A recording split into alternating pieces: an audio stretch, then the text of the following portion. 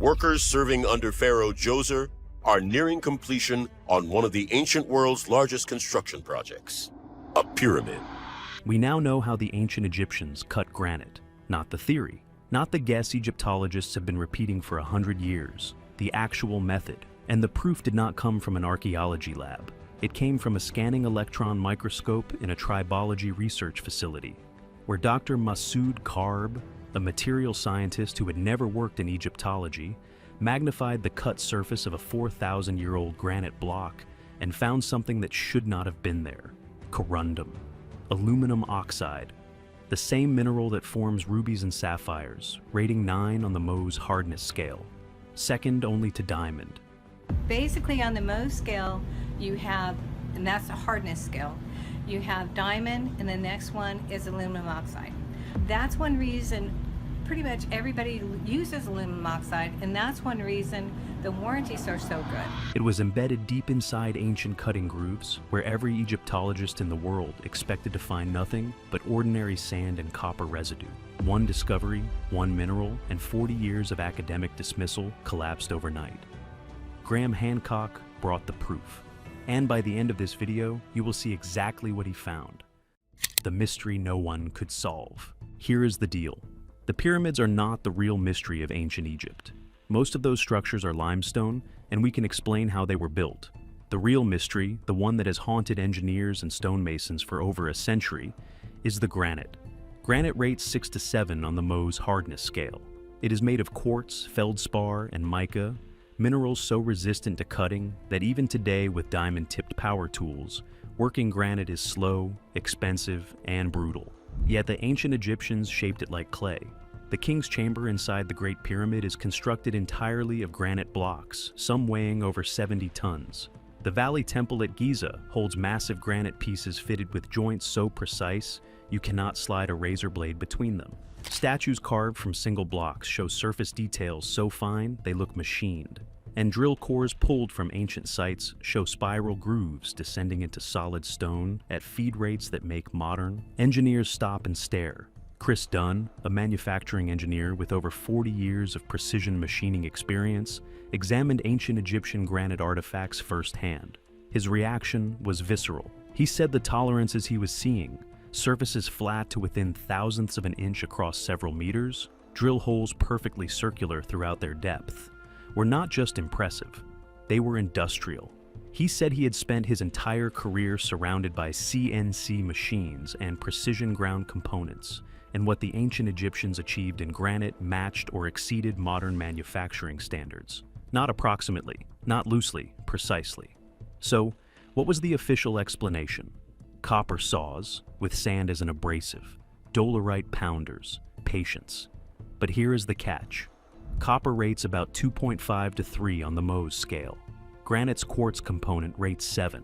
When you cut a harder material with a softer one, even with abrasive, the tool destroys itself before the stone yields. Dennis Stocks, an experimental archaeologist at the University of Manchester, spent years testing copper tools with sand on granite under controlled conditions. Progress measured in fractions of a millimeter per hour. Rapid copper degradation. Rough, uneven cuts that looked nothing like ancient surfaces. Stocks admitted the experiments raised more questions than they answered. Dolerite pounders work, but at agonizing speed.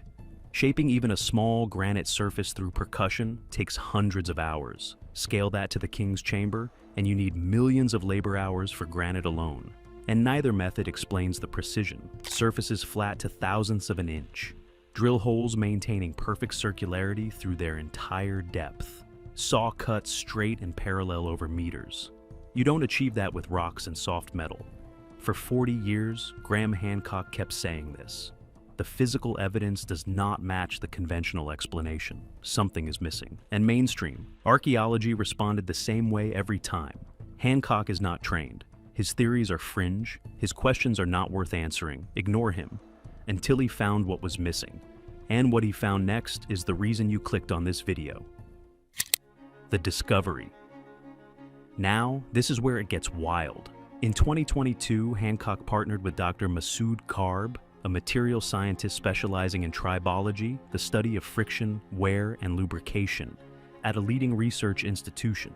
Dr. Gharb had no stake in the ancient Egypt debate. He was a hard scientist curious about a hard problem. They obtained permission to examine ancient Egyptian granite artifacts using scanning electron microscopy and energy dispersive X-ray spectroscopy, instruments that reveal surfaces at molecular levels invisible to any optical microscope. Dr. Gharb began his examination, expecting to find exactly what Egyptologists had always described: sand particles, copper residue, the chemical fingerprint of brute force. Abrasion that had been the accepted story for over a century. That is not what he found. The wear patterns were wrong. The scratch signatures did not match sand. And when he isolated what was actually embedded in those 4,000-year-old grooves, he sat back from the microscope and called Hancock into the lab. Corundum. Rating 9 on the Mohs scale. Harder than anything in Egypt's natural geology. Modern industry uses synthetic corundum every day to cut the hardest materials known to engineering, and it was sitting right there, in cuts made before Rome existed. But here is the catch. Corundum does not occur naturally in Egypt in any form suitable for industrial use. The nearest major sources lie in regions ancient Egypt had known trade connections with. But recognizing corundum's properties and deliberately incorporating it into cutting slurries is not something you stumble into by accident. Dr. Gharb was unequivocal. He explained that using corundum effectively requires understanding mineral hardness at a sophisticated level. You have to experiment systematically. You have to grind it to specific particle sizes. He said this was not lucky improvisation. This was material science. If you are following along, and this is reshaping what you thought you knew about the ancient world, hit subscribe. We go deep on stories like this, the ones that challenge the official narrative with actual evidence. The implications were immediate. If the ancient Egyptians were deliberately sourcing corundum from distant trade partners, processing it into calibrated particles, and mixing cutting slurries, they understood material science at a level mainstream Egyptology never considered. But a microscope finding is evidence, not proof. Hancock knew the difference, and he knew what had to come next. He had to replicate it. The experiments. In early 2023, Hancock organized controlled experimental trials in a workshop with granite blocks, copper tools, and 3 different abrasives. He assembled stonemasons and material scientists working side by side. Sand, the conventional theory. Quartz powder, slightly harder, available in ancient Egypt. And a corundum quartz slurry, the new hypothesis. And get this. The results were not ambiguous. Copper with sand, 0.5 millimeter per hour, painfully slow. Heavy copper wear, rough surfaces. Copper with quartz, about 0.8 millimeters per hour, marginally better. Still nothing like ancient precision. Then they switched to the corundum quartz slurry, over 3 millimeters per hour, 6 times faster than sand. The copper tools lasted dramatically longer. The cuts were smooth, clean, and accurate. And the drilling. This is the part that silenced the room, produced core samples with spiral grooves matching the exact pattern found in ancient Egyptian drill cores. The same grooves that had baffled engineers for decades. The same grooves that the copper and sand theory could never reproduce. Right there, on the workshop table, cut fresh into modern granite by ancient methods. Nick Giza, a veteran stonemason with decades of granite experience, described the moment. He said everything changed. The copper stopped fighting the granite and started guiding the abrasive. The cut went smooth, the speed jumped, and the tool wear dropped dramatically. He said for the first time in his entire career, standing in that workshop watching ancient methods work on modern stone, he could see how the ancients actually did it. But that is not even the crazy part. The experiments revealed that corundum slurry demanded genuine skill. The mixture had to stay at precise consistency. Too thin, and it lost cutting power. Too thick, and it clogged the groove. Pressure had to be even, temperature managed. Every variable mattered. It demanded master craftsmen who understood their materials at an intimate level. People who had refined techniques across generations, passing knowledge from master to apprentice. Exactly the kind of specialized workforce you would expect from a civilization that engineered the pyramids. 3 independent lines of evidence: microscopic analysis, experimental replication, material science data, all pointing at the same conclusion. But Hancock knew what was coming. He had been here before. And what happened next? proved that the biggest obstacle to understanding ancient Egypt is not missing evidence. It is the people who refuse to look at it. The gatekeepers. Hancock presented his findings at a material science conference in late 2023, not an archaeology conference. A room full of engineers, physicists, and material scientists who evaluate evidence on its merits. The response was largely positive. Dr. James Harrell, a geological archaeologist who has studied ancient Egyptian quarrying for decades, has noted that abrasive slurries do not preserve in the archaeological record. Corundum traces embedded in cut surfaces might be the best physical evidence we will ever recover. Now, this is where it gets uncomfortable. When the findings reached mainstream Egyptology, the response fractured. Some archaeologists acknowledged the hypothesis was plausible and raised fair questions. How much corundum was needed? Is there evidence of corundum trade during relevant dynasties? Could traces be later contamination? Good science asks those questions. But a significant portion of the academic establishment did not engage with the science at all. They engaged with the name, Graham Hancock, the outsider, the man who wrote Fingerprints of the Gods, the man they had spent 40 years calling a pseudoscientist. Their position was clear and unapologetic. Hancock's involvement taints the findings regardless of scientific merit. The data did not matter.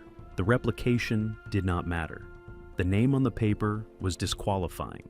Hancock addressed this in a 2024 interview. He said, Egyptologists told him that even if he was right about the corundum, he should not be the one saying it, that his lack of formal training disqualified him, even alongside credentialed scientists with reproducible data. He said it was never about truth. It was about gatekeeping, and that reaction revealed something deeper than any mineral trace. The resistance was never about evidence. It was about authority, about who gets to rewrite the story of human civilization. But evidence does not care about credentials, and the corundum hypothesis has gained traction where it matters, among engineers, material scientists, and a growing number of archaeologists willing to examine the data regardless of who collected it. What this really means, let's be clear. The corundum discovery does not validate everything Hancock has ever proposed. His broader theories about lost civilizations remain contested. But on this question, how did ancient Egyptians cut granite with precision? Modern engineers find remarkable. The evidence supports his challenge. Here is the deal. If they deliberately used corundum-based slurries, it rewrites their technological profile. They understood mineral hardness far beyond what any Egyptologist assumed. They maintained long-distance trade networks to source industrial materials unavailable in the Nile Valley. They developed processing techniques, grinding corundum to optimal particle sizes, mixing slurries to precise consistencies that qualify as genuine material science. They were not primitive, they were brilliant, and they have been waiting 4,000 years for someone to notice. And the corundum discovery forces a question that should keep every archaeologist awake.